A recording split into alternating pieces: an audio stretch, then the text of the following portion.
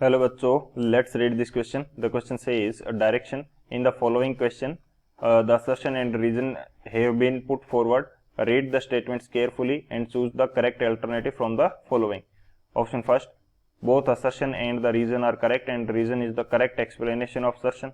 Option second, both assertion and reason are correct but reason is not the correct explanation of assertion. Option third, assertion is true but reason is false. Option fourth, assertion is false but reason is true. Assertion, atom as a whole is electrically neutral.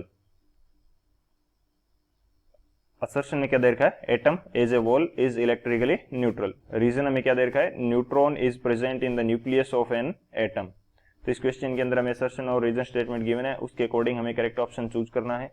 तो बात करते हैं हम लोग की concept की. की concept की यदि बात की जाए इस क्वेश्चन के लिए, की कंसेप्ट, तो की कंसेप्ट हमारे पास क्या होगा? फर्स्ट की कंसेप्ट के अंदर हम डिस्कस करेंगे कि जो एटम है उसके अंदर प्रोटॉन, न्यूट्रॉन एंड जो इलेक्ट्रॉन्स हैं उनका अरेंजमेंट किस प्रकार से रहता है. सो यहाँ पे यदि मैं बात करता हूँ तो सबसे अंदर की तरफ हमारे पास क्या होता है? न्यूक्लियस होता है. न्यूक्लियस के अंदर हमारे पास प्रोटॉन प्लस क्या रहते हैं? न्यूट्रॉन्स इसके अंदर होते हैं, प्रोटॉन्स और न्यूट्रॉन्स. और इस न्यूक्लियस के अराउंड हमारे पास डिफरेंट ऑर्बिट्स के अंदर क्या करते हैं? इलेक्ट्रॉन जो है वो इस न्यूक्लियस के अराउंड रिवॉल्व करते हैं. तो ये हमारे पास अलग अलग ऑर्बिट्स हो जाएंगे, या इनको हम शेल भी बोल सकते हैं.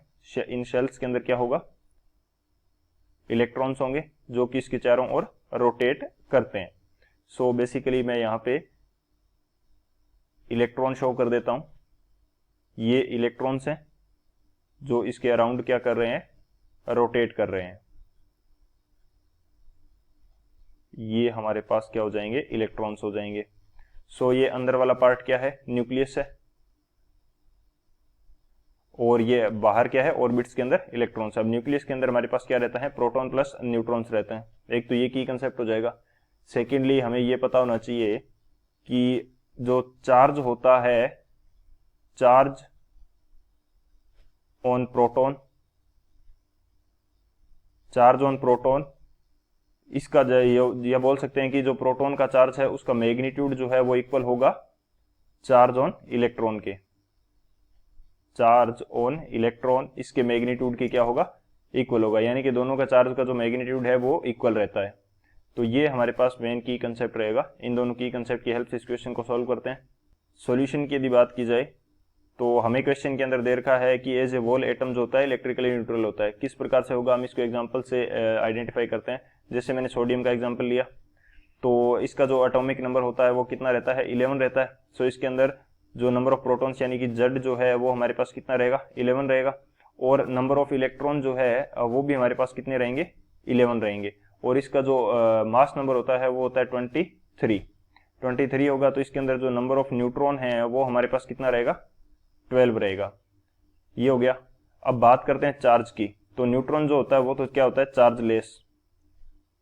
न्यूट्रॉन तो हमारे पास चार्जलेस है, तो इसका तो कोई चार्ज है नहीं.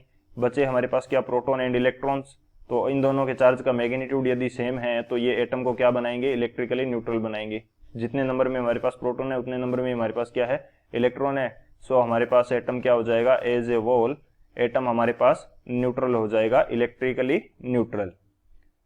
इलेक्ट्रिकली क्या हो जाएगा? न्यूट्रल हो जाएगा. सो बेसिकली हमारा जो असर्शन स्टेटमेंट है वो करेक्ट है.